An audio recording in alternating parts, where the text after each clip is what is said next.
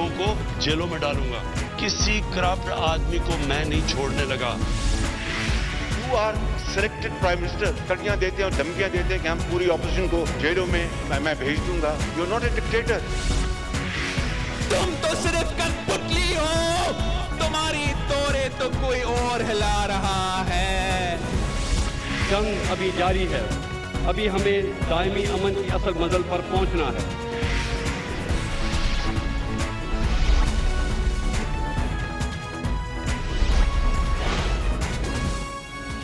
आप देख रहे हैं खबरों, तबसरों और तज्जियात पर मबनी पाकिस्तान का सबसे मोतबर न्यूज शो दुनिया, कामरान खान के साथ। अस्सलाम वालेकुम, मैं हूं कामरान खान।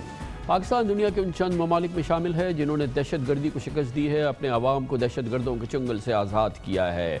हर लिहाज से पाकिस्तान आज कहीं महफूज मुल्क है, उस मुल्क से जो अब से चंद साल पहले हुआ करता था, जब रोज़ाना बड़े दहशत गर्द हमले हुआ करते थे, खुदकुश हमले हुआ करते थे। पाकिस्तानी हर जगह इनसिक्योर फील किया करते थे, लेकिन सूरत हाल अल्लाह के फजल करम से बहुत हद तक चेंज हो गई है। इसीलिए जब इक्का दुक्का वाक़यात होते हैं तो वो यकीनन एक तशवीश का बाइस बन जाते हैं।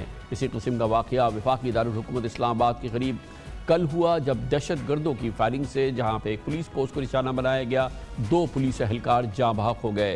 ये वाक़या कल रात तकरीबन 10 बजे हुआ था, GT रोड पे के करीब, इस्लामाबाद के करीब, और यहाँ पर हमला हुआ और दहशत गर्दों ने फायरिंग की, जिससे 2 पुलिस एहलकारों की हलाकत हुई, उनकी शहादत हो गई। आज इन दोनों पुलिस एहलकारों को पूरे पुलिस ऑनर के साथ उनकी नमाज जनाजा हुई और उनकी तदफीन की गई। जफर ने मौके पर ही जाम शहादत नोश किया था, जबकि हेड कांस्टेबल सज्जाद अहमद को शदीद ज़ख्मी हॉस्पिटल में पिम्स पहुँचाया गया था, जहाँ पर वो जाबर न हो सके और शहीद हो गए। इतलात ये हैं, कहा जा रहा है कि वाक़या पेश आने से चंद मिनट कबल पुलिस ने एक मशकूक गाड़ी को रोक के उसकी तलाशी ली थी और इस गाड़ी से असला बरामद हुआ था और दहशत गर्दी की एक बड़ी कार्रवाई को नाकाम बनाया था। एक मजहबी इंतहा पसंद तंजीम ने इस हमले की जिम्मेदारी कबूल की है, हलाकतों की जिम्मेदारी कबूल की है, लेकिन पुलिस और सिक्योरिटी एहलकार कहते हैं कि ये अफवाह भी हो सकती है और उस पर वो कान धरने के लिए तैयार नहीं है। इसी दौरान इस्लामाबाद की इंतज़ामिया ने कहा है कि दोनों पुलिस एहलकारों की शहादत की तस्दीक उन्होंने की है और दावा किया है कि मुल्ज़मान को शनाख्त भी किया गया है।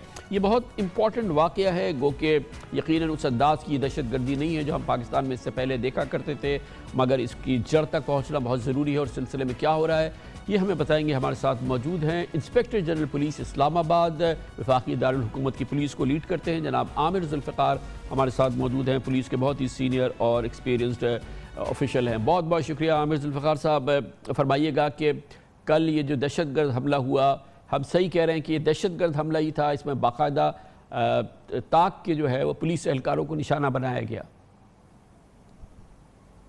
जी बिस्मिल्लाहिर्रहमानिर्रहीम। कामरान भाई, थैंक यू वेरी मच, आपने ये अपॉर्चुनिटी दी कि मैं इस वाक़े के बारे में आपको और आपकी तवज्जुह से आवाम को आगाह कर सकूं।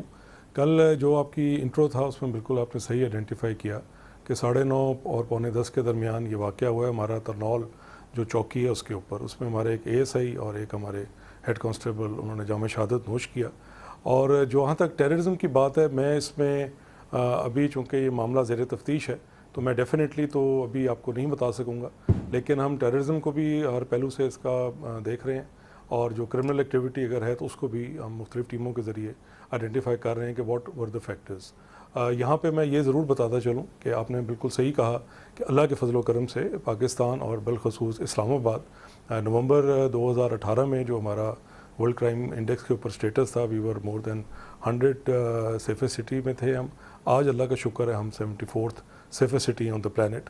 और इसकी जो एक बहुत बड़ी जो शहादत है वो ये है कि यूनाइटेड नेशंस ने भी 2008 के अंदर जो नॉन फैमिली स्टेशन का दर्जा दिया था इस्लामाबाद को आफ्टर द मेरिट बॉम्बिंग, वो 2019 अगस्त में अल्हम्दुलिल्लाह उसको दोबारा फैमिली स्टेशन का दर्जा दे दिया गया है। इसी तरीके से जो भी हमारे मेजर इधर वाक़यात हुए हैं, अल्लाह का करम है, हमने सारे ट्रेस किए हैं और ये वाक़या भी ज़ाहिर है मेरे बच्चे शहीद हुए हैं। We are going to go all out to ensure कि ना सिर्फ हम इन लोगों क्या को इस दौरान कोई आपकी वहाँ काउंटर टेररिज्म ऑपरेशन ऑपरेशन या कोई काउंटर टेररिज्म एक्टिविटी चल रही थी अराउंड दिस टाइम जब ये इंसिडेंट हुआ है? जी नहीं, उसके अंदर जो आपने इस तरह बताया कि गाड़ी एक इन्होंने पकड़ी, इसी ASI साहब ने पकड़ी थी, उसमें हमारा एक कांस्टेबल उस गाड़ी को, उसमें कुछ असला था, उस आदमी को लेकर तरनौल थाने छोड़ने गया। By the time he came back तो ये अटैक हो गया और इसके अंदर ये हमारे जो दोनों अफसरान हैं ये शहीद हुए। हम मुख्तलिफ पहलू से, जिस तरह मैंने पहले अर्ज़ किया, हम तफ्तीश कर रहे हैं और जैसे ही तफ्तीश फाइनल होगी हम आपके तवज्जुह से दोबारा आवाम को बताएंगे। ओवरऑल इस्लामाबाद में आप लोगों की क्या इन्फॉर्मेशन है? एक ज़माने में हॉट बेड हुआ करता था इस्लामाबाद, इस किस्म के स्लीपर सेल्स का जो टेररिस्ट इस्तेमाल किया करते थे और फिर दूसरे इलाक़ों से लोग आके भी यहाँ पे छुपा करते थे और इसीलिए यहाँ पे बहुत ही बड़े टिपिकल किस्म के टेररिस्ट इंसिडेंट्स होते रहे हैं इस्लामाबाद में। आजकल ओवरऑल आप लोग कितने कॉन्फिडेंट हैं कि ये चीज़ अब इसका ख़ात्मा हो गया है? जी, कॉन्फिडेंस का तो देखिए, टेररिज्म तो कामरान साहब किसी जगह किसी वक्त भी हो सकता है, उसको तो you can't rule it out anywhere in the world. But given the statistics, जितनी हमने एफर्ट की है पिछले 1.5-2 साल में along with other relevant stakeholders, we have conducted hundreds of search operations और उसके अंदर हमने कोई ऐसा पॉकेट इस्लामाबाद का नहीं छोड़ा जहाँ पे पुलिस और लॉ इन्फोर्समेंट एजेंसीज़ ना पहुँची हों। इसके अंदर जो हमारी सिस्टर एजेंसीज हैं उन्होंने हमें भरपूर मावनत की है, गवर्नमेंट का हमें बहुत ज़्यादा सपोर्ट हासिल रही है, हमें रिसोर्सेज दिए गए हैं बहुत अरसे के बाद। तो ये तमाम चीज़ें हैं जिसकी वजह से, जिस तरह मैंने पहले अर्ज़ किया कि इस्लामाबाद आज आपका 74th सेफेस्ट सिटी है out of 376 cities of the world. और मैं यहाँ पे एक और भी आपसे शेयर करना चाहूँगा कि अशोक सेवेन एक बड़े मशहूर प्रोफेसर हैं इंडियन ऑरिजिन के, वो इन अपसाला यूनिवर्सिटी स्वीडन। उन्होंने अभी पिछले दिनों एक ट्वीट किया था जिसमें उन्होंने इंडियन गवर्नमेंट को कहा कि आप इस्लामाबाद की बात करते हैं तो इस्लामाबाद तो 74th है और दिल्ली जो है that is 306th out of 377 on the safety index.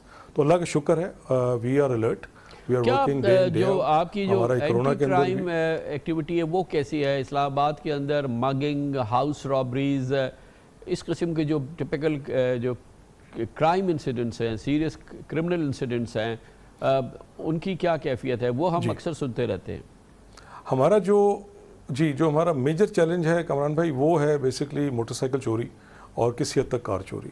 बाकी जो हमारा हीनस क्राइम है that is down by around 10% this year, और पिछले साल तो इससे भी ज़्यादा कमी थी। और उसकी एफर्ट की जो वजह हुई वो, और जो रिज़ल्ट हमें पॉजिटिव मिला वो, एक तो ये हमने बड़ी एक्सटेंसिव प्रोएक्टिव पुलिसिंग की, लैंड माफिया पे हाथ डाला, ड्रग्स के ख़िलाफ़ बड़ी प्रोएक्टिव और बड़ी हार्ड कोर एक्टिविटी की गई।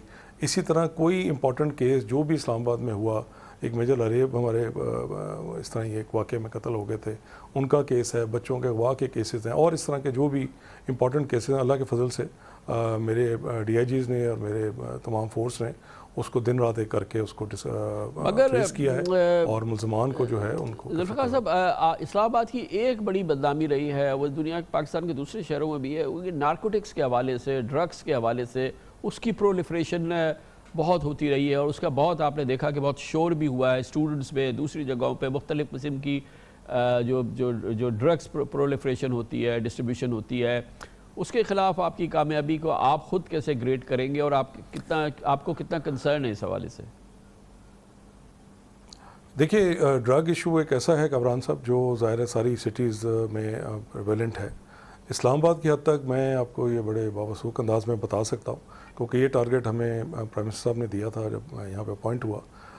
हमने जो भी मैक्सिमम पॉसिबल है, बस just to give you a figure, कि हमने 2019 में तकरीबन 13.5 करोड़ की ड्रग रिकवर की, और हमारा फोकस ज़्यादा था आइस, हेरोइन, कोकेन और इस तरह की हार्ड ड्रग्स के ऊपर, क्योंकि हम ये समझते हैं कि ये ड्रग्स, एक तो हमारा प्रॉब्लम ये है इस्लामाबाद का कि इस्लामाबाद के अंदर ये ड्रग मैन्युफैक्चर नहीं हो रही, it is coming across Pakistan.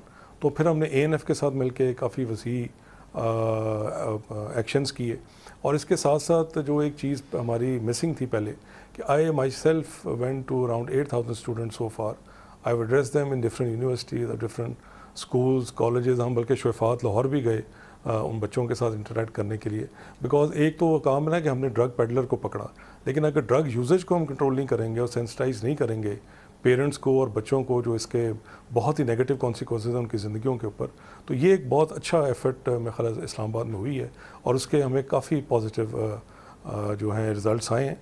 But it's an ongoing process, we are continuing this war इंशाल्लाह। हम उसको वॉल्यूम्स में और हम उसको क्वान्टिफाई करते हैं अमाउंट्स में कि इतनी की हमने ड्रग्स पकड़ी, मगर कितने रिंग्स आपने बस्ट किए जो ये डिस्ट्रीब्यूशन में करते हैं और जो कि बेसिकली जो डोर टू डोर सर्विस देते हैं?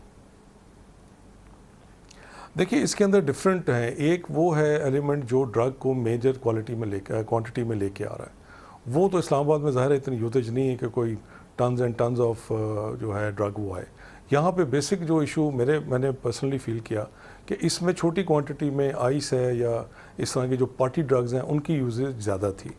When we crack down on that we discovered कि lot of young people are I would not say 100% addicted, but एक जस्ट फन लविंग के अंदर उनका ये एक मैं समझता हूँ रोल था। Because of this sensitization campaign which we launched on the media and through personal lectures and going to colleges and universities, उसका एक बड़ा खातिर खा एक अफेक्ट आया है।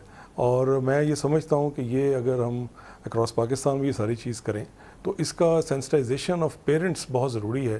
बिकॉज अगर पेरेंट्स को ये पता हो कि उनका बच्चा क्या कर रहा है तो कामरान साहब मैं समझता हूँ कि बहुत हद तक हम इस चीज़ को मिनिमाइज़ करने में कामयाब होंगे।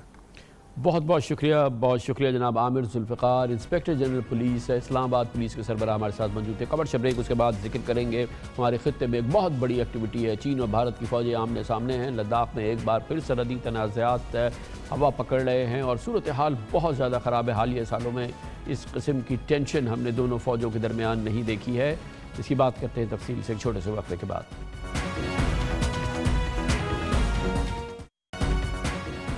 हमारे खित्ते में जनूबी एशिया में होने वाली एक डेवलपमेंट में इस वक्त पूरी दुनिया की निगाहें हैं। पूरी दुनिया का मीडिया इसको फॉलो कर रहा है और एक बार फिर ऐसा लगता है कि भारत की चीन की सरहदी इलाकों में घुसने की हिमाकत ने मोदी सरकार की नींदें हराम कर दी हैं और एक ख़तरनाक सूरत हाल जन्म ले रही है। लद्दाख में चीनी और भारतीय फ़ौजें आमने सामने हैं एक बार फिर और चीन की पीपल्स लिबरेशन आर्मी PLA ने भारत को मुंह तोड़ जवाब भी दिया है। मुतनाज़ा इलाकों का कंट्रोल हासिल कर लिया है। इस वक्त भी लद्दाख में वादी गलवान के इलाके में दोनों ममालिक के फ़ौजी दस्ते आमने सामने हैं। खंदकों की खुदाई जारी है। दिफाई साजो सामान मुंतकिल हो रहा है।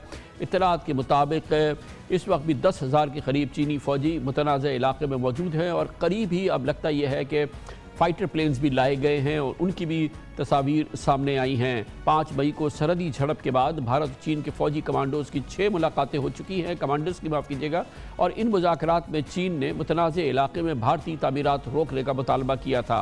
पिछले हफ्ते चीनी फ़ौज ने भारत चीन जंगबंदी सरहद लाइन यानी कि लाइन ऑफ एक्चुअल कंट्रोल पर भारतीय फ़ौज की पेट्रोलिंग भी रोक दी थी और सरहदी के इलाके की खिलाफ वर्जी करने वाले भारतीय फ़ौजों के एक दस्ते को गिरफ्तार भी कर लिया था, जिसको बाद में उन्होंने छोड़ तो दिया, लेकिन भारत के हिस्से में तारीखी रसवाई भी मिली थी और ऐसा मुसलसल होता चला आ रहा है और ऐसे मुतादिद फुटेजेस सामने आते हैं जिनमें भारतीय फ़ौजी चीनी फ़ौजियों की मिन्नत समाजत करते नजर आ रहे हैं और पूरी दुनिया ये मनाजिर देख रही है।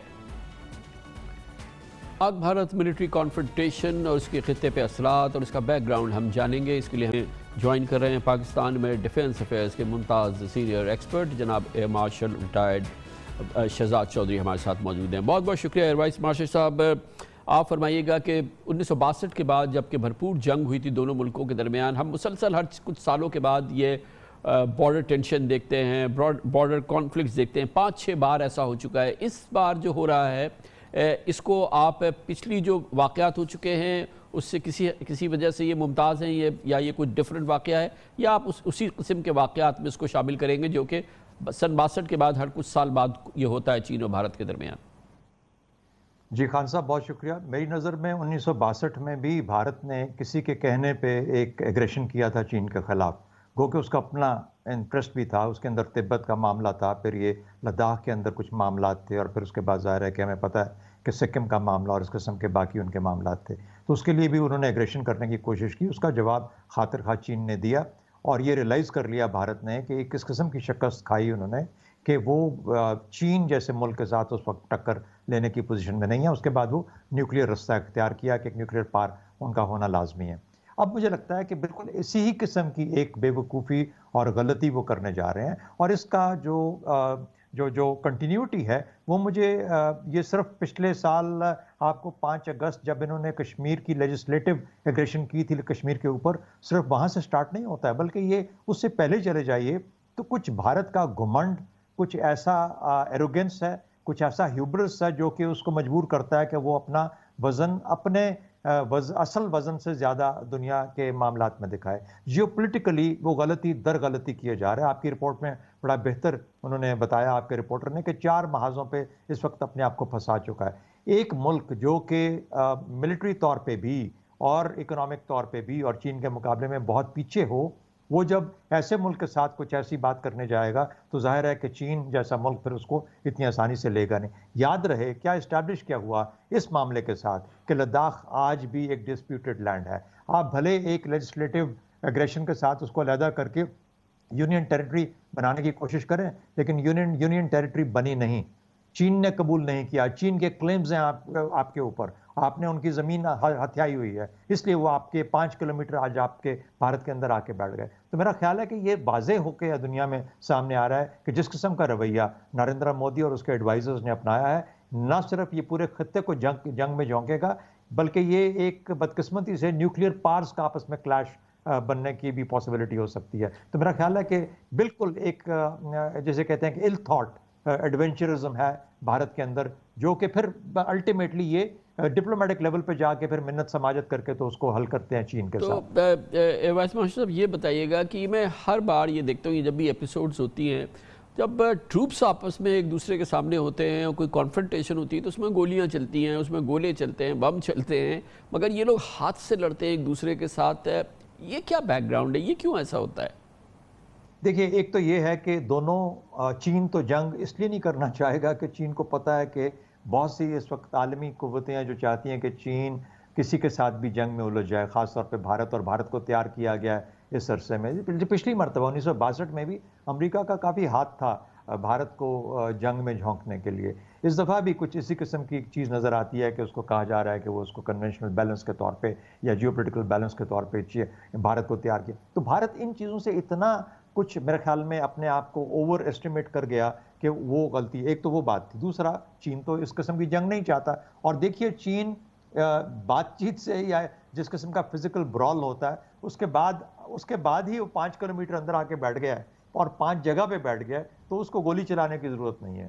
تو اچھا، اور یہ کیا اسٹیٹمنٹ کیا ہے، چین کیا میسج دینا چاہ رہا ہے بھارت کو جب وہ واک کیے اور 5 کلومیٹر 5 مقامات پر اندر جا کے وہ بیٹھ گئے؟ تو پیغام کیا ہے بھارتی قیادت کے لیے چین کا؟ خان صاحب بڑی واضح چیز ہے نا کہ دیکھیے، آپ ڈسپیوٹڈ ایریا میں آپ ڈیفنسز نہیں بنا سکتے۔ پاکستان اور بھارت کے بیچ میں جب بھی کوئی یہ مسئلہ ایل او سی پہ ہوتا ہے، وہ ہمیشہ بھارت کی طرف سے ڈیفنسز کی جو پوزیشن ہے، جو سملا ایگریمنٹ کی ایک نفی کرتا ہے کہ آپ اپنے ڈیفنسو پوزیشنز کو بغیر کسی، آپ ریپیئر کر سکتے ہیں جو چیز آلریڈی اسٹیبلش ہے، نئے ڈیفنسز نہیں بنا سکتے۔ یہ سڑکیں بناتے ہیں، نئی چوکیاں بناتے ہیں، اور ان کا خیال یہ تھا کہ جب دنیا کووڈ میں لگی ہوئی ہے اور چین اس وقت پریشر میں ہے، تو ہم اگر لداخ کو علیحدہ کر کے وہاں پہ اس قسم کی ہم ڈیولپمنٹس کرتے ہیں، روڈ سسٹم بناتے ہیں، جس سے کہ ہم آہستہ آہستہ انکروچ کریں گے چین کے علاقے میں، اور خاص طور پہ جو آپ نے گولوان کا بولا اور دوسرا ایک پینگونگ لیک کا علاقہ ہے، وہاں پر ہم آہستہ آہستہ پانی کی جو لیک ہے اس کو اپنے علاقے میں مکمل طور پر کر لیں گے۔ تو یہ ایک ایسے مسائل ہیں جو کہ بہت لمبے ہیں۔ چین ہمیشہ یہ کہتا ہے۔ صاحب یہ بھی ایکسپلین کیجئے، یہ جو مسائل جس کی آپ بات کر رہے ہیں، جو کانفلکٹ ہے، حالانکہ جو ان کی سمٹ میٹنگز ہوتی ہیں وہ بڑی ڈیپ اور بڑی طویل قسم کی ووہان میں ہوئی 2019 میں، پھر 2019 میں شی جن پنگ اور مودی چنائی میں ملے کئی گھنٹوں کے دوران، اور لگتا یہ ہے کہ کوئی بڑی آئس بیلٹ ہو گئی ہے اور ہم نے ایک دوسرے کے خلاف کچھ نہیں کرنا ہے، مگر اس کے باوجود اس کا مطلب یہ کہ یہ جو کانفلکٹ ہے یہ بہت ڈیپ روٹڈ ہے اور یہ اس لیول کی میٹنگز بھی اس کو ایڈریس نہیں کر پا رہی ہیں۔ جی خان صاحب، بالکل دیکھیے، ڈسٹرسٹ کی ایلیمنٹ، ڈسٹرسٹ کا لیول وہ ہے، آپ کو 1962 میں کم از کم 1954 سے لے کے 62 تک یا 56 سے 6 سال ان کے چوئن لائی کے ساتھ جواہر لال نہرو کے کنٹینیوس دور ہوئے، کنٹینیوس آپس میں ہندی چینی بھائی بھائی کا نعرہ لگا۔ یہ ایک پرسیپشن ایسی بنا دی گئی کہ جیسے یہ دونوں ملک اتنے اکٹھے اور بھائی بھائی کے طور پہ ایگزسٹ کرتے ہیں۔ اس کے باوجود وہ نہیں، جب آپ کے اندر آپ اس کی نیت ٹھیک نہیں رکھیں گے اور آپ کسی سے سمارٹ پلے کریں گے کسی چین کے جیو پولیٹیکل انٹرسٹ کے خلاف، تو چین اس میں ریئیکٹ کر کے پھر وہ جنگ کے اوپر جا کے کلمنیٹ ہوتا ہے۔ ابھی بھی اب ان کو چونکہ سمجھ ہے تو اس کو کوشش کریں گے کہ جلدی سے بیک ڈور چینل کافی ایکٹیو ہوتا ہے ان کا چین کے ساتھ، اور وہاں پہ ڈپلومیٹیکلی ریزالو کرنے کی کوشش کرتے ہیں، اور الٹیمیٹلی ہمیشہ چین کی بات مانتے ہیں۔ تو جتنے ڈیفنسز انہوں نے بنائے ہیں وہاں پہ، خاص طور پہ لداخ کے اندر، ان کو ڈسمینٹل کرنا پڑے گا۔ انہوں نے اپنا لے کا جو رن وے ہے، جو اس کا ایئرپورٹ، اپنا جو ایئرفیلڈ ہے، اس کو ایکسپینڈ کیا ہے، اس کو ان کو دوبارہ ختم تو نہیں کر سکتے، لیکن they have to take their fighters away from there. تو اس قسم کا بھارت کو معاملات کرنے پڑیں گے، ورنہ اس وقت بھارت جس پوزیشن میں ہے کہ 4 محاذوں پہ بیٹھا ہے، اور پاکستان بھی بالکل یہ اس لیے تیار نہیں ہے کہ کسی قسم کی ایگریشن کو ایل او سی پہ ہو یا کسی اور جگہ پہ آسانی سے لے گا۔ پاکستان ان چیزوں کے لیے بالکل تیار پڑا ہے۔ ٹو فرنٹ وار کا بھارت کو ہمیشہ ڈر رہا ہے، آج وہ اپنی بے وقوفیوں کی وجہ سے اس کو ایک حقیقت بنانے جا رہا ہے، اور اس کو پتہ ہونا چاہیے بھارت کو کہ نہ صرف چین بلکہ پاکستان بھی اس چیز کے لیے تیار بیٹھا ہے کہ اگر آپ 1 انچ ہماری طرف آئیں، ہم آپ کے اوپر اسی قسم کا 10 گنا بڑا حملہ اور آپ کو اگریسولی ہم ڈیل کریں گے ان چیزوں کو۔ میرا خیال ہے کہ جیو پولیٹیکل جسے کہتے ہیں نا مس اسٹیپس، بہت بڑے بڑے اور بلنڈرز وہ کمٹ کیے ہیں مودی نے، اور اس کی بنیاد پچھلے سال جب فیبروری کے بعد سے اب تک جو دنیا نے کسی قسم کا کوئی رسپانس نہیں دیا، مسلمانوں کے ساتھ زیادتی، کشمیریوں کے ساتھ زیادتی، کشمیر کا سٹیٹس چینج کر دینا، یہ تمام وہ چیزیں جس میں دنیا خاموش بیٹھی رہی۔ آج آپ کو اس قسم کے انڈیا اور اس قسم کے مودی کے ساتھ ٹاکرا پڑ رہا ہے جو کہ بالکل ایک قسم کا اپنے دماغ کو کھو بیٹھا ہے۔ تو یہ ہے حالت جو کہ ہمارے علاقے میں بدقسمتی سے ہونے جا رہی ہے۔ بہت شکریہ air vice marshal Shahzad Chaudhry sahib ہمارے ساتھ موجود تھے۔ کمرشل بریک، اس دوران نیوز ہیڈ لائنز دیکھیں، اس کے بعد ہم اپنے پروگرام کے باقی حصے کے ساتھ واپس آتے ہیں۔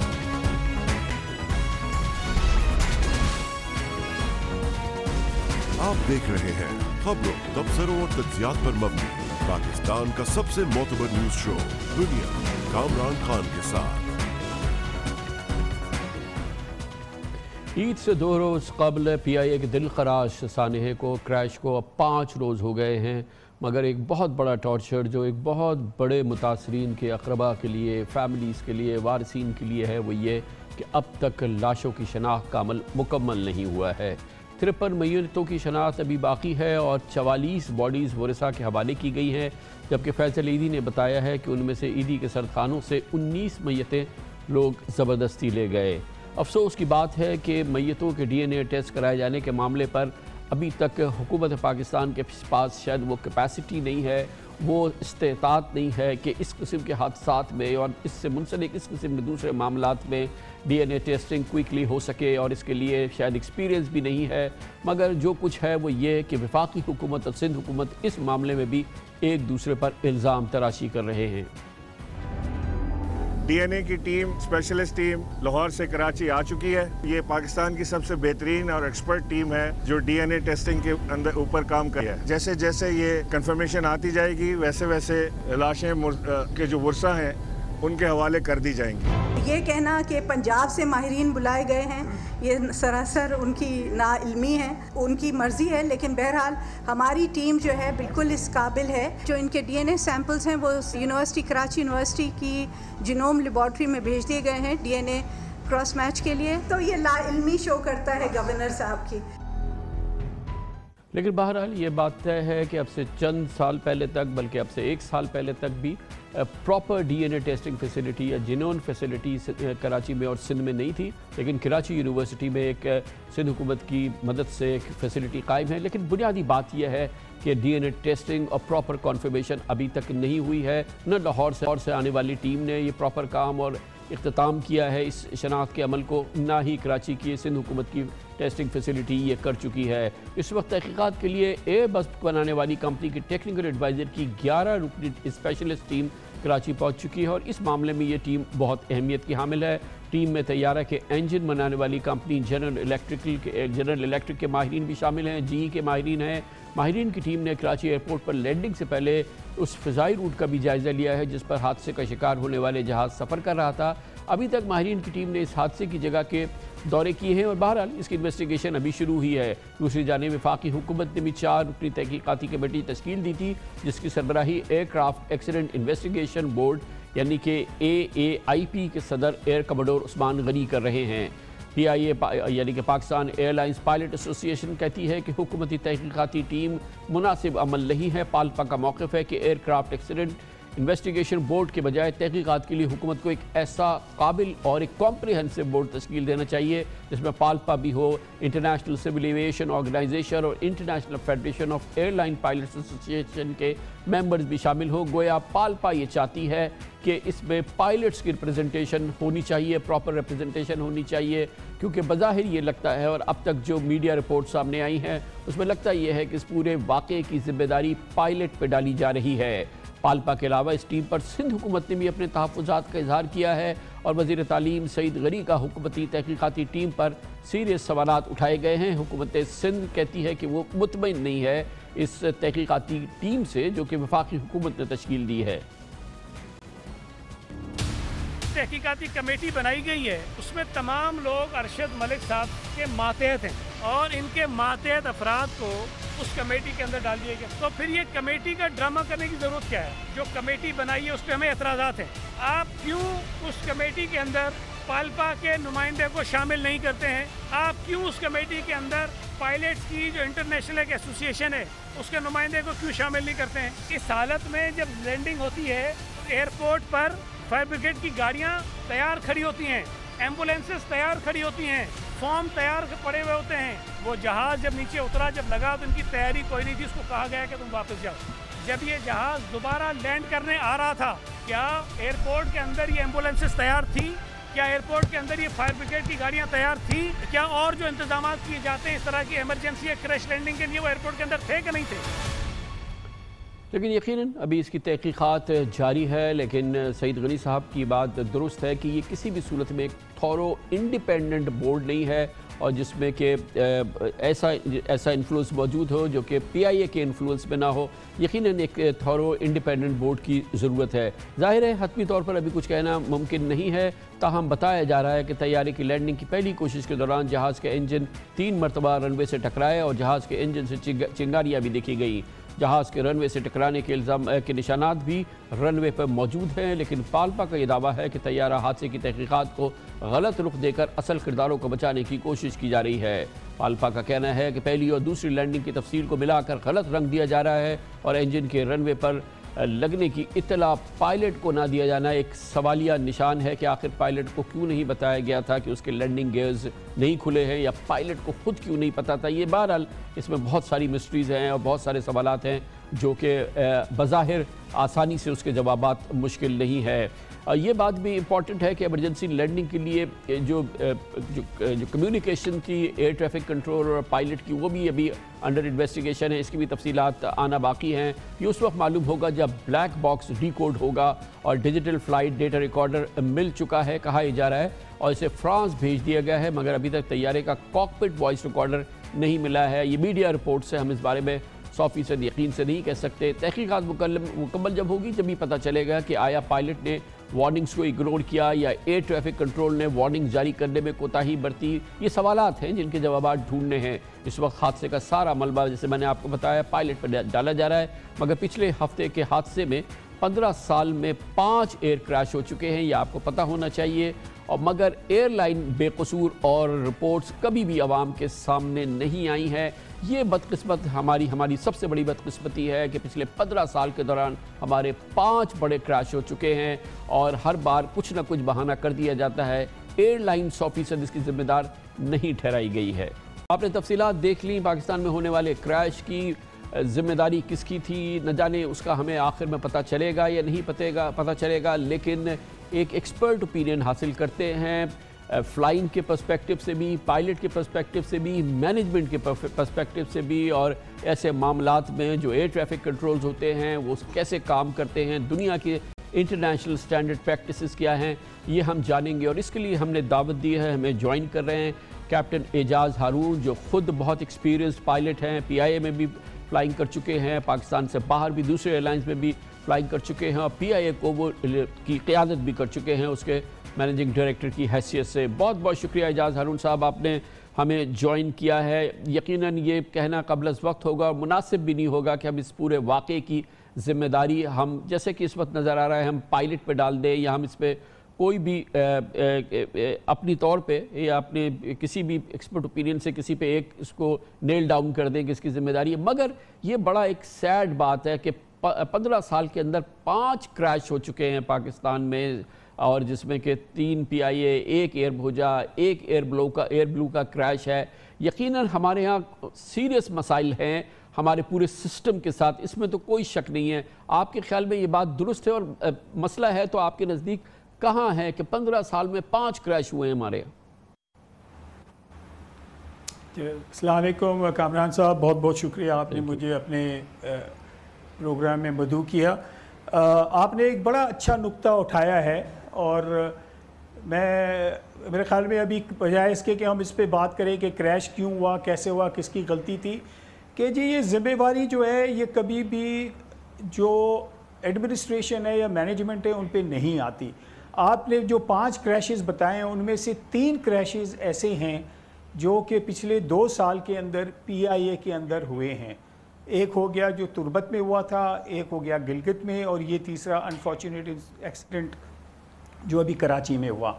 और तीनों क्रैशेस में जो रीज़न है वो एक ही रीज़न है कि इन तीनों में जो पायलट्स थे या जो जहाज़ थे वो अपनी जो प्रिस्क्राइब्ड एल्टीट्यूड है उससे हाई थे और उन्होंने कोशिश की लैंडिंग करने की और it ended up in accident. ये तीनों की वजह जो है वो एक ही वजह है। और अगर आपको एक क्रैश में हुआ तो what has the flight operations department done, what has the training department done? आपका एक फ़्लाइट सेफ्टी का डायरेक्टरेट है। अब आप देखें, मज़े की बात यह है कि PIA के डायरेक्टर फ़्लाइट सेफ्टी जो हैं, ये तीनों क्रैश उनके होते हुए आज तक वो अपनी जगह पे हैं, उनको आज तक किसी ने क्वेश्चन नहीं किया, उनको ना किसी ने, मतलब एक होता है ना कि जैसे अभी कोई रेलवे का हुआ तो लोग डिमांड कर रहे हैं कि जी शेख रशीद साहब डिज़ाइन करें या फलाना करें। ओ भाई, आप कम से कम डायरेक्टर सेफ्टी को तो पूछे कि तुम्हारे बैठे हुए 3 क्रैशेस हुए हैं एक ही चीज़ पे हुए। और मज़े की बात यह है कि अभी वो रिटायर हो गए तो उनको अगले दिन फिर भर्ती कर लिया और वो पोजीशन उनको दे दी गई। मैं कोई किसी इंडिविजुअल के खिलाफ नहीं हूँ, but the fact is that somebody has to be accountable. ये इनकी नौकरी है, इनका काम है एज ए डायरेक्टर सेफ्टी कि मुझे ये बताइएगा इजाज़ हारून साहब, एक लेमैन की हैसियत से, एक आम ऑब्जर्वर की हैसियत से, मैं दुनिया की एयरलाइंस देखता हूँ, उनके ऑपरेशंस देखता हूँ। दुनिया की सबसे बड़ी एयरलाइन बन गई है एमिरेट्स है। हज़ारों फ़्लाइट्स जो हैं वो हफ्ते में, हर चंद दिनों में उनकी टेक ऑफ करती हैं, लैंडिंग कर रही होती है। पूरी दुनिया के अंदर ऑपरेशंस चल रहे होते हैं, कोई कंपैरेबल उनका नहीं है। मगर बहुत अल्लाह का करम है कि कभी मैंने नहीं सुना कि एमिरेट्स के साथ या कतर एयरवेज़ के साथ, इवन और एयरलाइंस के साथ जो है वो इस किस्म के क्रैशेस 15 साल के अंदर 5 क्रैशेस हो चुके हों। क्या वजह है कि ये इतना सिक्योर्ड ऑपरेशन है? आजकल टेक्नोलॉजी का दौर है, साइंस का दौर है, तमाम चीज़ें इतनी ज़बरदस्त हो गई हैं, जो क्या वो करते हैं कि अल्लाह ताला ने उनको बचाया या कोई इस किस्म का ऑपरेशनल फेलियर्स नहीं होते इस किस्म के जैसे कि हमारे यहाँ होते हैं, जो हम नहीं कर रहे? अच्छा देखें, हम एहतियात नहीं कर रहे, वो एहतियात करते हैं। मैं आपको एक बताऊं कि हम 2009 में हमने एक सिस्टम लाए थे इन PIA जिस is called the flight monitoring system, जो कि हमारे डायरेक्टरेट सेफ्टी उस वक्त कैप्टन सलमान थे, उनको उसका हेड बनाया था और उनके पास वो सिस्टम लगा हुआ था। उसमें होता था कि PIA की हर फ्लाइट जो है उसका प्रोफाइल जो है वो मॉनिटर होता था। और जब भी हम ये देखते थे कि जी किसी फ़्लाइट में कोई वायलेशन हुई है या कोई प्रोसीजर प्रॉपरली नहीं फॉलो किया है, हम उस कप्तान को बुलाया करते थे, उसको काउंसलिंग होती थी, उसको पूछा जाता था और कोई पनिशमेंट नहीं होती थी, बट उसके साथ डिस्कस, उसको दिखाते थे कि देखो तुमने ये किया, अगर बचत हो गई, अगर ये हो सकता था, तो that was educational thing. And then the word gets around, फिर लोग एहतियात करते हैं, लोग प्रोसीजर्स फॉलो करते हैं। अब आप देखेंगे कि जब इस रिपोर्ट की आएगी तो इसमें मेजर वायलेशन ऑफ प्रोसीजर्स है। मैंने कहा कि मैं अभी उस पर नहीं कमेंट करना चाहता। I think what we need to concentrate on is कि जी हमारे यहाँ इम्प्लीमेंटेशन जिन्होंने करना है वो नहीं कर रहे, उन लोगों को ना सीनियर मैनेजमेंट देख रही है ना वो खुद देख रहे हैं। वो लोग जो है, अब आप देखिए एयरलाइन ऑपरेशंस के अंदर एजाज हारून साहब सीरियस इश्यूज हैं जो एमिरेट्स कर रही है या कतर एयरवेज कर रही है या यूनाइटेड कर रही है या दूसरी एयरलाइंस कर रही हैं, ब्रिटिश एयरवेज कर रही है, वो जो हर एयरलाइन की एक SOPs हैं वो हमारे यहाँ फॉलो नहीं हो रही है और ये हमारे यहाँ एक ब्रेक डाउन हो गया है ऑपरेशंस का हमारी एयरलाइन के अंदर। आप देखें, खूबसूरती ये है कि इस वक्त जो एमिरेट्स जिसका आप नाम ले रहे हैं, एमिरेट्स के पास जो SOPs हैं, उन्होंने बेसिक SOPs PIA से ली थी 1980s में जब एमिरेट्स बनी थी। वो SOPs यहाँ से गई थी और वो فرق صرف یہ ہے وہاں پہ امپلیمنٹیشن ہے. ہمارے یہاں دیر از نو امپلیمنٹیشن.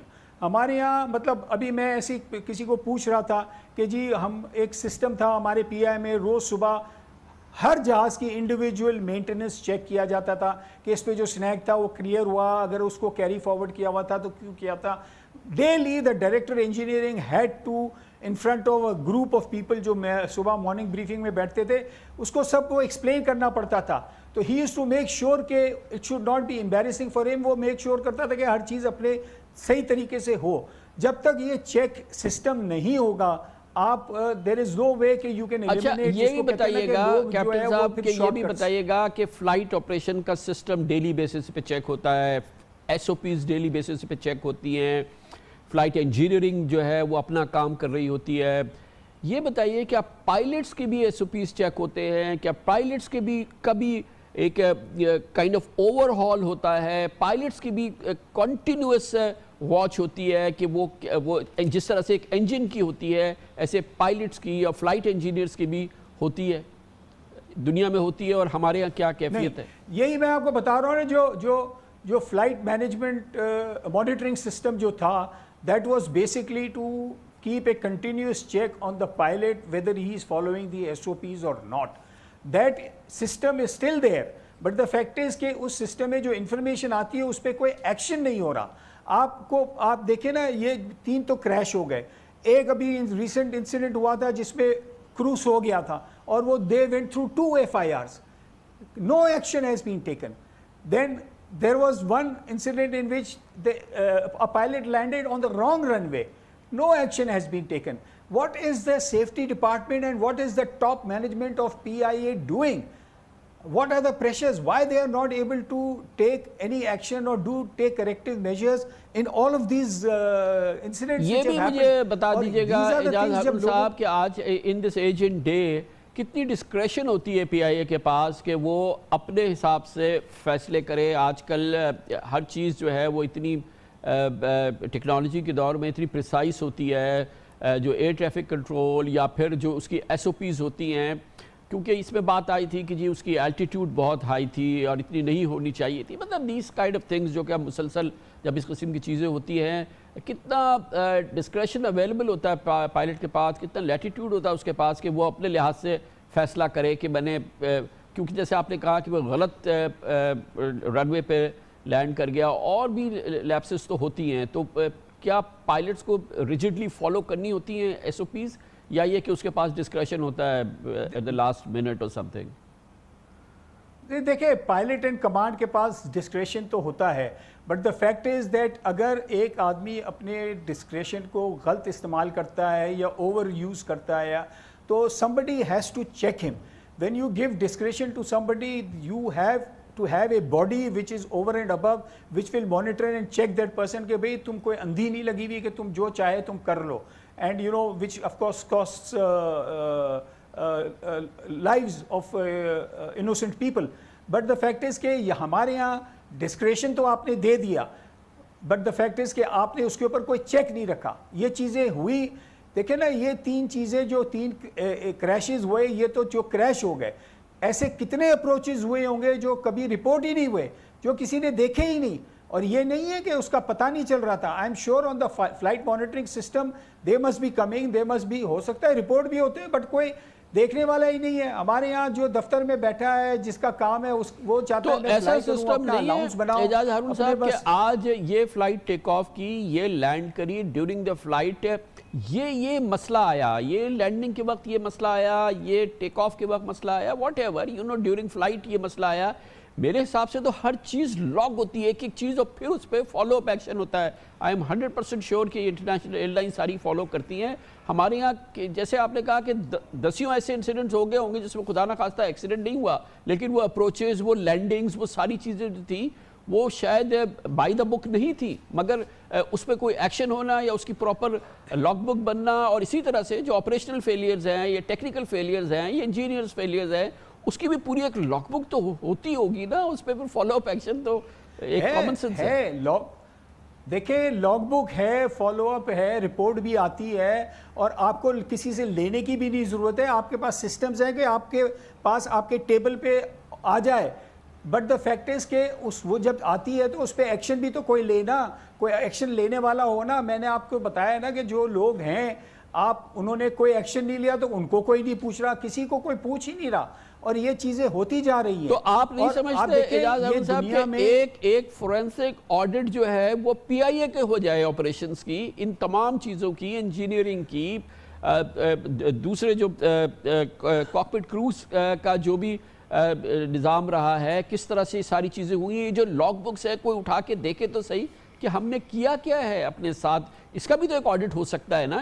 ये तो एक एयरलाइन का ऑडिट हो जाए कि वो पिछले 15 साल में क्या करता रहा है।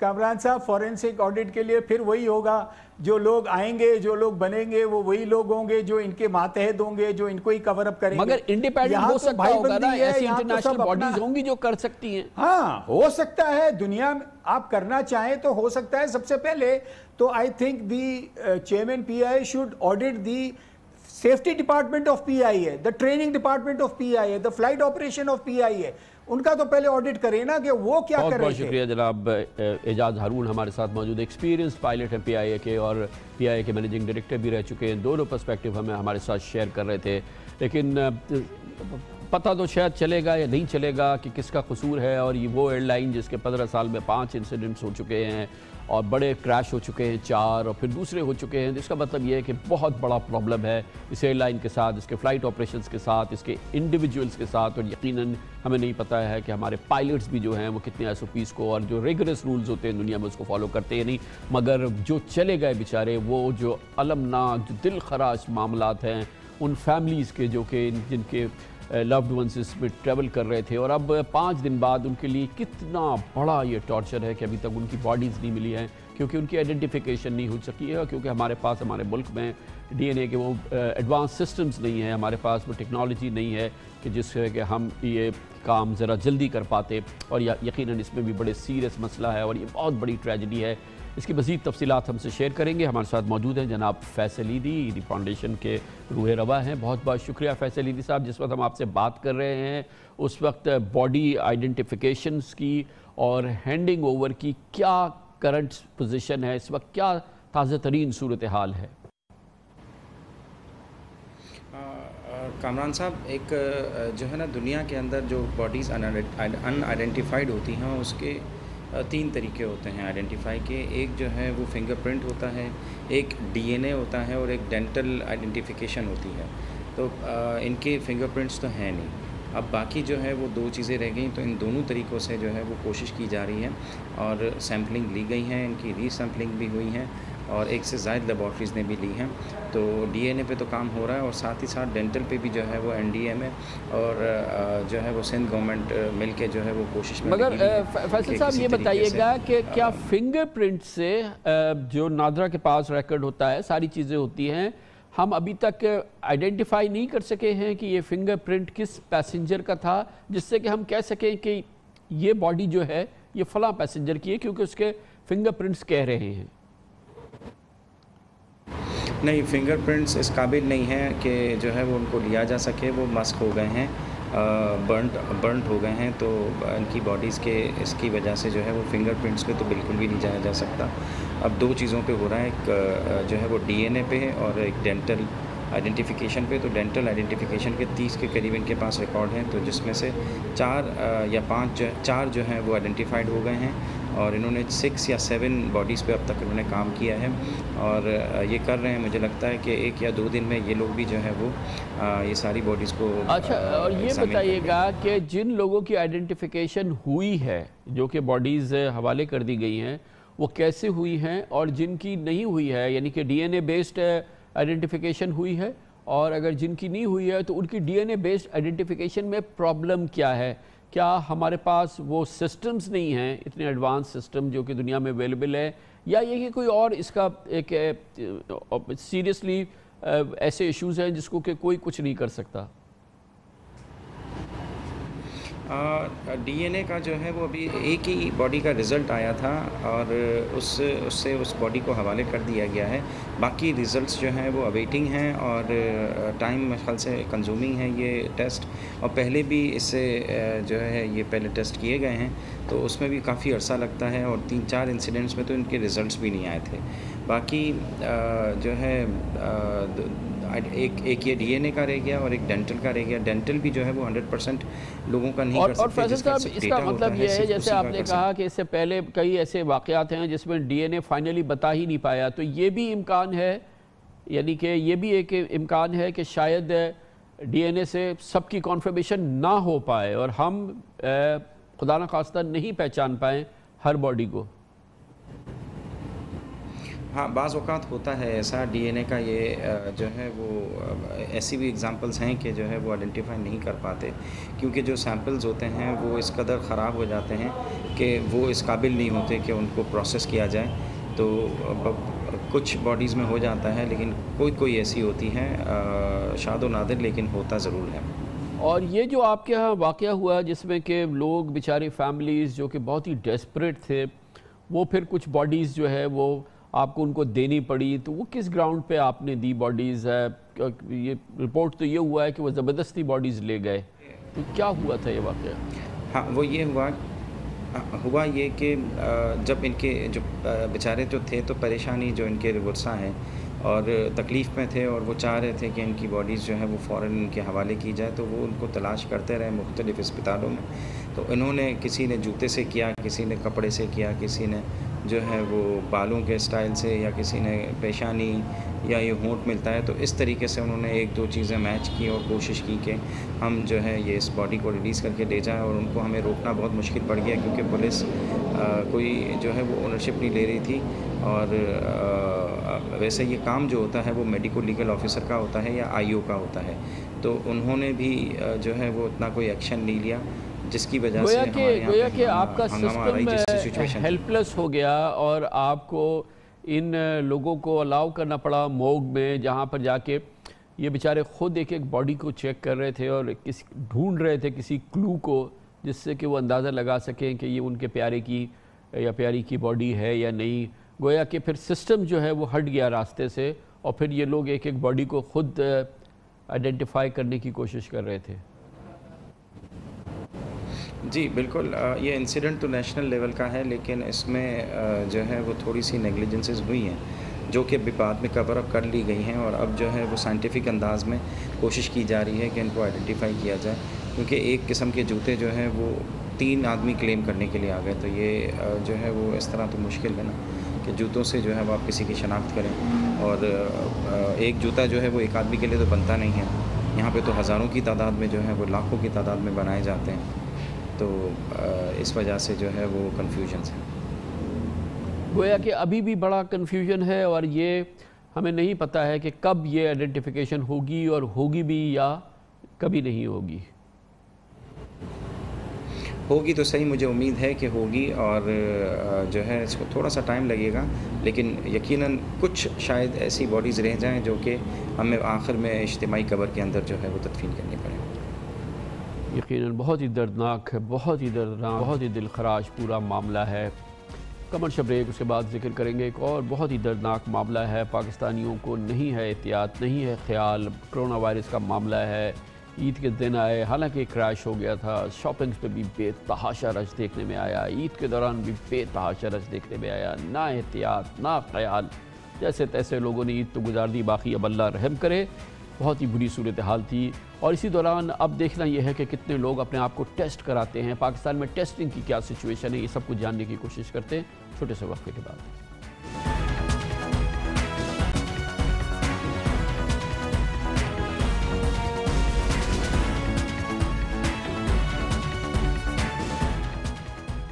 آج پاکستان میں کرونا کیسز کی تعداد 59,000 سے تجاوز کر چکی ہے. متاثرہ افراد میں 72% کی عمریں 50 سال سے اوپر کی بتائی جاتی ہیں, اور پچھلے 24 گھنٹوں میں 1446 نئے کیسز سامنے آئے ہیں, 28 اموات بھی ہوئی ہیں. یعنی کہ اس وقت بھی ہمارے ملک میں 38,000 کے قریب ایکٹیو کیسز موجود ہیں. اور یاد رہے کہ یہ وہ اعداد شمار ہیں جو کہ सरकारी तौर पर रजिस्टर्ड हुए हैं या वो लोग हैं जिनके टेस्ट हुए हैं या जो किसी भी मेडिकल उन्होंने इंस्टीट्यूशन से राब्ता कायम किया है और जिन्होंने बाकायदा अपने टेस्ट कराए हैं।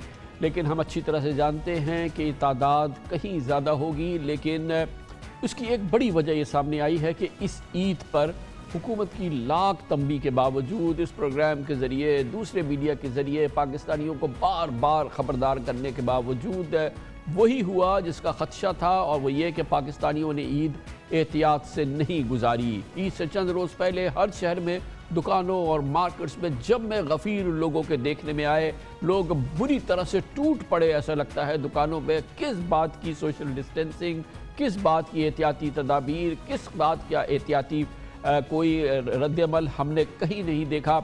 इसीलिए ख़दशात बढ़ रहे हैं, क्योंकि उसके बाद फिर ईद के दिन नमाज ईद में भी हमने पहले जैसा जोश व खरोशी देखा कहीं कभी देखने में नहीं आई।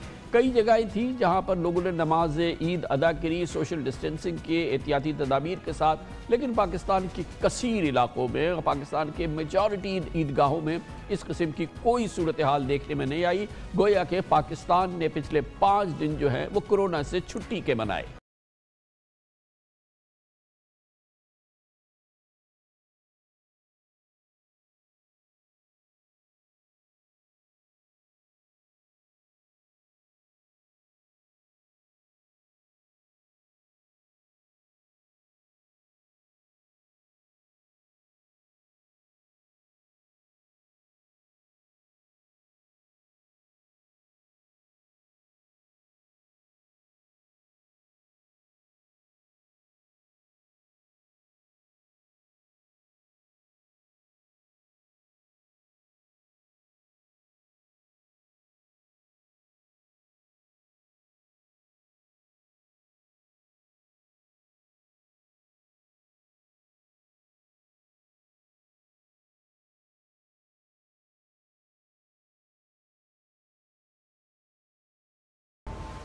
ईद की ये सूरत हाल, ईद से पहले की सूरत हाल, जिसको कि मैंने कहा कि पाकिस्तानियों ने, पूरे पाकिस्तान ने कोरोना से छुट्टी का ये पूरे हफ्ते 10 दिन मनाए हैं। इसमें आज एक और डेवलपमेंट हुई है। आज हुकूमत सिंध ने फैसला किया है कि वो सिंध में मज़ारात को भी खोल रही है। ज़ायरीन के लिए सुबह से लेकर शाम 5 बजे तक अब मज़ारात खुला करेंगे और ज़ायरीन अब इनका ज़ियारत कर सकेंगे। मज़ारात में एक बार फिर हम देखेंगे कि लोगों का एक हुजूम हम देखेंगे जो कि नज़र आएगा। यही पूरा पस मंज़र है जिसकी वजह से हुकूमत के सबसे अहम शख्सियत जो कि इस हवाले से, सेहत के हवाले से इस वक्त की शख्सियत है, वज़ीर-ए-आज़म के मामले ख़ुसूसी बराए सेहत डॉक्टर ज़फ़र मिर्ज़ा ने अपनी मायूसी का इजहार किया। गो कि किसी को भी इसमें कोई शक व शुबा नहीं था कि अवाम इसी तरह से रद्द-ए-अमल करेंगे जैसे कि उन्होंने किया, और उन्होंने तंबी ज़ाहिर की और उन्होंने वार्निंग दी कि अवाम की बेहतियाती जारी रही तो केसेस और अमवात भी बढ़ेंगे और ऐसी सूरत में दोबारा लॉकडाउन को सख्त करना पड़ेगा। मुशाहिदा ये रहा इस ईद के ऊपर कि SOPs की पाबंदी नहीं की जा रही। ये गलत सोच है इस वक्त कि पाकिस्तान में शायद कोरोना वायरस जो है वो ख़त्म हो गया है या कोरोना वायरस की बीमारी और उसका फैलाव जो है वो ख़त्म हो गया है। ना सिर्फ ये कि केसेस के अंदर इजाफ़ा हो रहा है बल्कि डेथ्स के अंदर भी इजाफ़ा हो रहा है। अगर हमने इस सिलसिले में एहतियाती रवैया ना अपनाया और उसे बरकरार ना रखा तो ये बहुत बड़ी ट्रेजेडीज़ में तब्दील होने जा रही है सूरत हाल। ईद के फ़ौरन बाद हुकूमत ज़ाहिर है कि सूरत हाल का असर नौ जायज़ा लेगी और अगर ज़रूरत समझी गई तो अगर उस पर हमें SOPs के ऊपर पाबंदी होती हुई नज़र ना आई तो यकीनन हमें अपने लॉकडाउन के फैसले पर नज़रसानी करनी पड़ेगी। लेकिन इस लिहाज से शायद ये खुश आइंद बात है कि मुल्क भर में अभी भी वेंटिलेटर्स के एतबार से हालात काबू में हैं, ये वफाकी हुकूमत का कहना है। अस्पतालों में इस एतबार से सूरत हाल अंडर कंट्रोल है, लेकिन ये हमें पता है कि कराची के हॉस्पिटल्स में क्योंकि लिमिटेड कैपेसिटीज़ हैं, चाहे निजी हॉस्पिटल्स हों चाहे सरकारी हॉस्पिटल हों, अब कराची के हॉस्पिटल्स में सीरियसली इन्फेक्टेड या सीरियसली इल पेशेंट्स की, कोविड पेशेंट्स की जगह नहीं है। लेकिन ओवरऑल जो क्रिटिकल फैसिलिटीज़ है वो अवेलेबल हैं। और कल chairman national disaster management authority NDMA lieutenant general Afzal ने मीडिया ब्रीफिंग में कहा कि पब्लिक और प्राइवेट सेक्टर में इस वक्त 4000 के करीब वेंटिलेटर्स मौजूद हैं। वेंटिलेटर्स मौजूद हैं लेकिन बेड्स नहीं है, ये हमें पता है कम अज़ कम कराची की सूरत हाल के हवाले से, और लाहौर का भी हमें पता है कि बेड्स अब अवेलेबल नहीं है।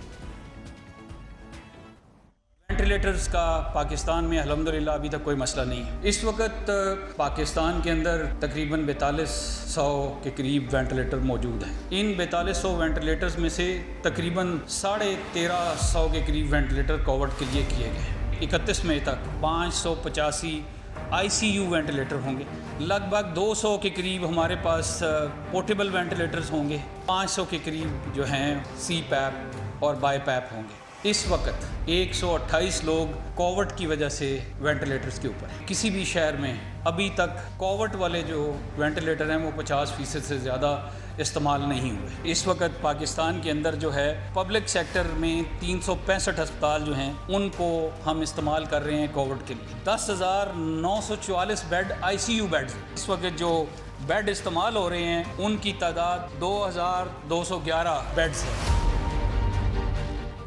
यकीनन देखने की ज़रूरत है जनरल अफजल को भी और वफाकी हुकूमत को भी कि आखिर फिर इसके बावजूद अगर सिर्फ 20% कैपेसिटी जो बेड्स की है ICU बेड्स की वो इस्तेमाल हुई है पाकिस्तान में और 80% अभी खाली है, तो कराची में बेड्स क्यों नहीं अवेलेबल हैं? और कराची की सूरत हाल को वफाकी हुकूमत को एग्जामिन करना होगा, देखना होगा कि आखिर इसकी वजह क्या है। क्योंकि हमें ये बताया जा रहा है कि कराची के सरकारी हॉस्पिटल्स में, निजी हॉस्पिटल्स में अब जगह नहीं है। नो एंट्री के बोर्ड्स लगा दिए हैं कराची के तमाम निजी हॉस्पिटल्स ने, सरकारी हॉस्पिटल्स ने कोविड पेशेंट्स के लिए। मगर वफाकी हुकूमत की जानिब से कहा जा रहा है कि हमारे पास वेंटिलेटर्स भी हैं, इनफ बेड्स भी हैं, इनफ ICU सपोर्ट फैसिलिटी भी मौजूद है। यकीनन इसमें भी कोई बात होगी, मगर ये इन्वेस्टिगेट करने की ज़रूरत है। और इसके साथ ही ये बात बहुत अहम है कि वो पाकिस्तानी जिन्होंने कि पिछले 10 दिन में कोरोना से छुट्टी मनाई है उनके टेस्ट भी होने ज़रूरी हैं। कितने लोग अब कोरोना की जद में मज़ीद आ गए हैं और इसके लिए हमें अपनी टेस्ट की कैपेसिटी बढ़ाना होगी। हुकूमत कहती है कि उसने पिछले 5 रोज़ के दौरान 52,200 टेस्ट किए हैं, यानी औसतन 10,400 केसेस यौमिया वो टेस्ट कर रहे हैं। और इस पस मंज़र में जो नंबर्स आए पिछले 3-4 दिन से यकीनन वो उतने तशवीशनाक नहीं है जो इससे पहले आए थे। वी डोंट नो कि इसमें क्या कैफियत है, मगर हुकूमत कहती है कि वो इंटेंस टेस्टिंग कर रही है। हमारे टेस्ट करने की सलाहियत के हवाले से हुकूमत के मुख्तलिफ दावे सामने आते रहे और हुकूमत इस सिलसिले में उसका कहना यह है कि वो 40,000 रोज़ाना, 50,000 रोज़ाना की बुनियाद पर टेस्ट कर सकती है। हमें नहीं पता कि इस पर अमल दरामद हो भी रहा है। कैपेसिटी होना एक अलग बात है और टेस्टिंग होना एक अलग बात है। 15 मार्च को पाकिस्तान में 473 टेस्ट हुए थे। सिर्फ एक माह के अरसे के अंदर हमने 14 से 15 गुना इजाफा कर लिया है अपनी टेस्टिंग कैपेसिटी के लिए। लेबॉरेटरीज जो है उनके अंदर तकरीबन 3 गुना इजाफा हो गया है। PCR मशीन्स जो होती हैं उनके अंदर इजाफा किया गया है। हमारे पास लाखों किट्स अवेलेबल हो गई हैं। हम अप्रैल के आखिर में 25,000 तक पहुँचना चाहते हैं। पाकिस्तान में हमारी टेस्ट करने की सलाहियत जो है कोरोना वायरस की वो बतदरीज बढ़ रही है। इस महीने के आखिर तक रोज़ाना इंशाल्लाह हम 20,000 से ज़्यादा टेस्ट किया करेंगे। टेस्टिंग कैपेसिटी पे बहुत बात होती रहती है। हमारी थ्योरेटिकल कैपेसिटी 50,000 के करीब है। मेरा काम था हार्डवेयर प्रोवाइड करना और इसके बाकी लवाजमात वो सूबों को बड़ी मिकदार में दे दिए गए। मार्च के पहले हफ्ते में आपके पास सिर्फ 5 लेबॉर्टरीज थी, आज 70 लेबॉर्टरीज काम कर रही हैं पाकिस्तान के अंदर। सूबों को बहुत डेलिबरेटली देखने की ज़रूरत है कि कैसे इसको बढ़ाया जा सकता है। गुज़िश्ता 24 घंटों में सिंध में 2177 टेस्ट किए गए हैं, जो कि किसी सूरत में भी सफिशेंट नहीं है। जिस अंदाज से लोग बाहर निकले हैं, जिस अंदाज से उन्होंने कोरोना छुट्टी मनाई है, पाकिस्तान में ज़रूरत इस बात की है कि बड़ी तादाद में टेस्ट किए जाएँ। मास टेस्टिंग से ही लोगों को आइसोलेट किया जा सकता है, लोगों को मुतनब्बे किया जा सकता है कि वो लोगों में मिले जुले नहीं। और यहाँ पाकिस्तान में हमने देखा है कि उमूमन ये देखा है कि जो कि कोविड पॉजिटिव भी हो रहे हैं उनके सिम्टम्स या तो मॉडरेट हैं या एसिम्प्टोमेटिक हैं, यानी कि उनके सिम्टम्स नहीं हैं। अक्सर के बहुत ही सीरियस सिम्टम्स हैं, अक्सर के बहुत ही क्रिटिकल सिम्टम्स में वो चले जाते हैं। लेकिन बहरहाल टेस्टिंग के बगैर काम नहीं बनेगा। पाकिस्तान को इस सिलसिले में भरपूर एक्शन करना पड़ेगा, जैसे दुनिया के दूसरे मुल्कों ने किया है। जहाँ पर भी कोविड काबू पे आया है उसमें टेस्टिंग का एक बड़ा कलीदी किरदार रहा है और हर इदारे को इस सिलसिले में काम करना होगा। इस सिलसिले में पाकिस्तान में एक बड़ी अच्छी इनिशिएटिव ली है। गेट्स फार्मा पाकिस्तान की सबसे बड़ी फार्मास्यूटिकल कंपनी है और पाकिस्तान की कौमी कंपनीज में से एक है। उसने एक इनिशिएटिव लिया है और वो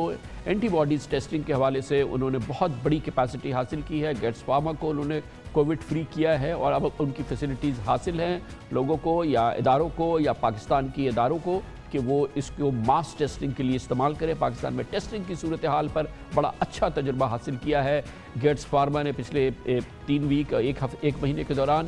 اس کی مزید تفصیلات ہم سے شیئر کریں گے جناب خالد محمود جو چیف ایگزیکٹو آفیسر ہیں گیٹس فارما کے. بہت بہت شکریہ خالد محمود صاحب, آپ نے ہمیں جوائن کیا ہے. کیپیسٹی تو ہماری بتائی جا رہی ہے کہ بہت زیادہ ہے, لیکن جو ہماری ٹیسٹنگ ہو رہی ہے اس کی امپورٹنس بتائیے کہ کیوں ہم جتنے زیادہ ٹیسٹنگ کریں گے اتنا بہتر رہے گا, کیونکہ بعض لوگوں کا یہ خیال ہے کہ یار ٹھیک تو ہو جاتے ہیں, کچھ کو ہو رہا ہے, پھر یہ نمبرز آئیں گے اور اس سے ایک سکیئر پھیلے گا. آبویسلی یہ ایک بڑا ان ایجوکیٹڈ ویو ہے, لیکن کیوں ٹیسٹنگ امپورٹنٹ ہے؟ شکریہ کامران صاحب, بہت شکریہ مجھے آپ کو مدعو کرنے کا. دیکھیں اس میں کوئی شک نہیں کہ پاکستان میں جو مورٹیلٹی ریٹ ہے وہ کم ہے, مگر بہرحال ہے, اور اس میں اس کو جو سب سے بڑا اس کا جو خطرہ یہ ہے کہ وہ جو جوان لوگ جو زیادہ موبائل ہیں, جو کہ نارمل پاپولیشن ہے, وہ اگر باہر جائے, بہت زیادہ جائے اور سمارٹ بلینکٹ لاک ڈاؤن ہو جائے اور سمارٹ لاک ڈاؤن نہیں ہو تو وہ دوسرے لوگوں کو انفیکٹ کریں گے.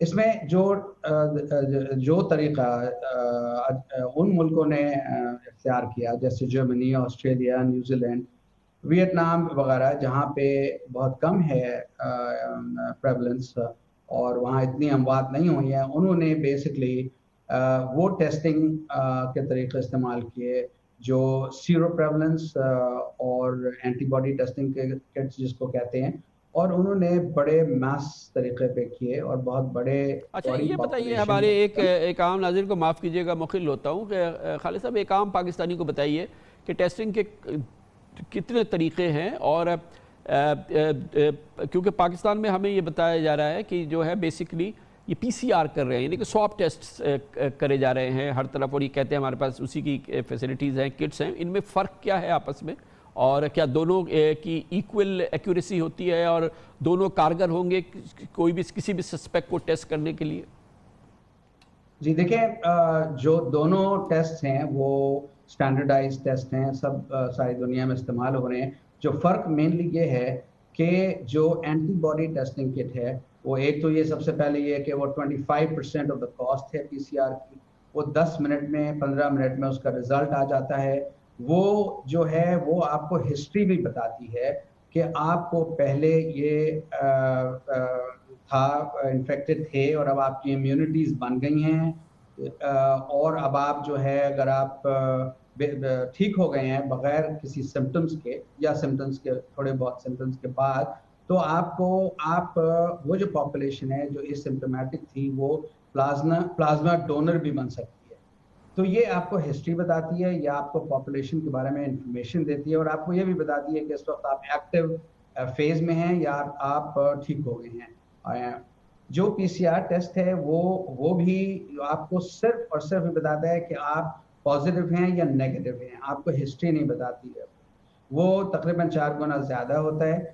جو ایکوریسی ہے اگر آپ نیزل سواب لیں ناک سے, تو اس میں جو ایکوریسی ہے پی سی آر کی وہ ہے تقریباً 64%, اور جو اینٹی باڈی ٹیسٹنگ کٹس ہے اس کی جو ایکوریسی ہے وہ 85% ہے. اچھا خالد صاحب یہ بتائیے گا کہ یہ جو اینٹی باڈیز ٹیسٹ ہے یہ تو پرک کرتے ہیں اور بلڈ سیمپل لیتے ہیں جیسے شوگر ٹیسٹ ہوتی ہے, اور یہ جو پی سی آر ٹیسٹ ہے اس کے لیے وہ باقاعدہ سواب ڈالتے ہیں اور ڈیپ انٹو نیزل ٹریکٹ وہ جاتا ہے یا تھروٹ پہ جاتا ہے, پھر اس کا لیتے ہیں. تو یہ سیمپلنگ اینٹی باڈیز کی سمپل ہے کافی. جی کافی سمپل ہے, اور مگر جیسے میں نے کہا اس کی ایک just to complete my thought کہ جو اس کی ایک ڈرا بیک ہے اینٹی باڈی ٹیسٹنگ کٹ میں, وہ یہ ہے کہ جب تک اینٹی باڈیز بننے میں 4 یا 5 دن لگتے ہیں, تو آپ کو 5 دن کے بعد پتہ چلتا ہے کہ آپ پازیٹیو ہیں یا نہیں پازیٹیو ہیں. مگر یہ ہے کہ that is why it is repeat testing, اور جو دوسری کنٹریز ہیں وہ اس کو ریپیٹڈلی ٹیسٹ کرتی ہیں اور پھر ان کو امیونٹی پاسپورٹ دیتی ہیں اپنی پاپولیشن کو کہ اب آپ ٹھیک ہو گئے ہیں, اور اب آپ تھے پہلے، اب آپ کی اینٹی باڈیز ہیں، اب آپ امیون ہیں، اب آپ مگر خالد صاحب مسئلہ یہ ہے کہ ٹیسٹ تو اسی وقت تک کا بتائے گا نا کہ اس وقت آپ کی وہ اینٹی باڈیز نہیں ہیں تو آپ پازیٹیو ہیں، اور پی سی آر بھی اسی وقت کا بتائے گا نا کہ اس وقت میں نے آپ کو ٹیسٹ کیا تو آپ ابھی پازیٹیو، لیکن کل آپ ہو جائیں گے تو پھر آپ کو ٹیسٹ تو کرانا ہی ہے نا. مطلب یہ اس وقت تک کے لیے ہے، اور یہ ایک تھریشولڈ بن سکتا ہے عوام کو بتانے کے لیے کہ اب تک آپ کو نہیں ہے، اب آپ بھرپور احتیاط کریں تاکہ آپ پروٹیکٹڈ رہیں. شاید اس کا یہ پازیٹیو سائیڈ ہو سکتی ہے. جی دیکھیں، اس میں جس کو کہتے ہیں کہ دنیا جو ہے اب یہ ایک حقیقت ہے، کووڈ اور کورونا جو ہے یہ ایک حقیقت ہے، اور اب دنیا بات کر رہی ہے نیو نارم کی. اور نیو نارم میں اٹ از ویری امپورٹنٹ کہ جو پرائیویٹ ادارے ہیں وہ گورنمنٹ ہیں وہ اور جو بھی میڈیا ہے وہ اس کو ریئلائز کرے، ریکنسائل کرے کہ آپ اس میں اب آپ بیہیویئرل چینج کرنا پڑے گا، آپ کو ٹیکنالوجیکل چینج کرنا پڑے گا، اور آپ کو you will have to have a new lifestyle and the important part is کہ شاید آپ دیکھیں گے یہ ہونا جلدی شروع ہو جائے گا کہ پرائیویٹ کمپنیز بھی ٹیسٹ کرائیں گی ہم سے. جب ہم نے یہ سب سے پہلے گیس فارما نے یہ انٹروڈیوس کی اینٹی باڈی ٹیسٹنگ پاکستان میں، تو بیشتر کارپوریشنز، ریسٹورینٹس، ہاسپٹلز وہ ہمارے پاس آئے، ہم نے ان کی ٹیسٹنگ کری. اب آپ یہ دیکھیں گے کہ آئندہ آنے والے وقت میں یہ ایئر لائنز بھی کریں گی. Before they board allow the passengers to board, they will you will have اس لیے خالد محمود صاحب کہ یہ انسٹنٹ آپ کو تقریباً 15-20 منٹ کے اندر آپ کو رزلٹ دے دیتا ہے، اور ماس اسکریننگ اگر کرنی ہو ایک پورے ادارے کی تو یہ بڑا کوئکلی یہ کام ہو سکتا ہے. اس لیے ٹیسٹنگ جو ہے یہ والا جو اینٹی باڈیز کا نظام ہے یہ بڑا ایفیکٹو ہے اور سمپل بہت ہے. جی، اور اس کو اب ریسنٹلی NIH نے بھی اپروو کر دیا ہے، شاید کل ہی اس کا نوٹس آیا ہے، نوٹیفیکیشن نکلا ہے پاکستان میں. اور میں سمجھتا ہوں کہ گیس فارما کا اس میں تھوڑا بہت کنٹریبیوشن ہے کہ کیونکہ انہوں نے 4000 لوگوں کو ٹیسٹ کیا بہت ہی سائنٹیفکلی، اس کے انہوں نے سیرو پریولنس کے high risk as well as normal population کے اسٹیٹسٹکس پبلش کیے، رپورٹ کیا پرسنٹیج آئی ہے آپ کے پاس جو آپ نے جو یہ ریسرچ کی ہے، آپ نے جو اب تک سیمپلنگ کی ہے، ٹیسٹ کیے ہیں، آپ کے پاس کیا نمبرز ہے؟ جی ہمارے 2 قسم کے پاپولیشن تھے کامران صاحب. ایک تو جس کو کہتے ہیں نارمل پاپولیشن جو کہ اربن سٹیز میں رہتے ہیں، اور وہ ینگر پاپولیشن ہے جو ہمارے ورکرز تھے. ان کی ان کے جو آئے وہ دوسرے نمبر تھے، وہ تقریباً 7-8% آئے. اور جو ہائی رسک جو فرنٹ لائن ورکرز ہوتے ہیں کسی بھی یا ہاسپٹل میں یا دوسرے، ان کے تقریباً 11% آئے. اور اگر آپ نیشنل پریولنس دیکھیں تو آؤٹ آف ریفلی جو میرے لاسٹ کاؤنٹ پہ 5 لاکھ ٹیسٹ کیے تھے، اور یہ وہ لوگ تھے جو کہ جن کو سمپٹمز تھے، تو یہ رینڈم نہیں تھے. ان کی بھی 11.5% جو ہے وہ 59,000 ابھی آپ نے بھی یہ نمبر کوٹ کیا، تقریباً یہ 11.5% ہیں انفیکٹڈ پازیٹیو. مگر یہ فرق یہ ہے کہ یہ جو ہم نے جو کیے یہ اس میں سے بہت سے 3-4% یہ سمپٹومیٹک تھے، مگر 97% جو تھے وہ ان کو وہ جو تھے وہ ایکٹیو فیز میں تھے. گویا کہ جن کے سمپٹمز تھے وہ تھے. اور اس طرح سے آپ نے ایک رول ماڈل تو بنایا کہ گیٹس فارما کو کلین کر دیا، کووڈ فری کر دیا. اس طرح سے ہر ادارہ اگر اپنے آپ کو کووڈ فری کر دے گا تو ایک ہیلدی ورکنگ انوائرمنٹ پیدا ہو سکتی ہے. جی دیکھیں، گورنمنٹ سب کچھ نہیں کر سکتی، وہ جتنا کر رہی ہے وہ کافی کوشش کر رہی ہے. مگر یہ کہ اس میں پرائیویٹ سیکٹر کو، آرگنائزیشنز کو، ہاسپٹلس کو، ریسٹورینٹس کو، ایئر لائنس کو، فیکٹریز کو، بینکس کو خود ٹیسٹنگ کرنی پڑے گی اور ریپیٹڈ ٹیسٹنگ کرنی پڑے گی. آپ نے خود کہا کہ آج تو نہیں ہے مگر ہو سکتا ہے اگلے ہفتے ہو جائیں. تھینک یو سو مچ جناب Khalid Mahmood, chief executive officer Gates Pharma. بہت بڑا انیشیٹو لیا ہے اس کمپنی نے ٹیسٹنگ کے حوالے سے، اور ٹیسٹنگ بہت امپورٹنٹ ہے کہ ہم میسو ٹیسٹنگ کریں تاکہ ہم کسی ایک جگہ پہ ایک نمبرز پر پہنچ سکیں اور لوگوں کو وارن کر سکیں. اس کے ساتھ یہ ہمارے آج کے پروگرام کا اختتام ہوتا ہے. کل آپ سے پھر ملاقات ہوگی انشاءاللہ. کل تک کے لیے کامران خان کو اجازت. اللہ حافظ ناصر.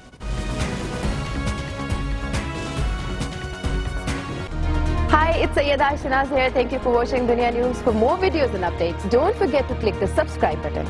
Keep watching Dunia News.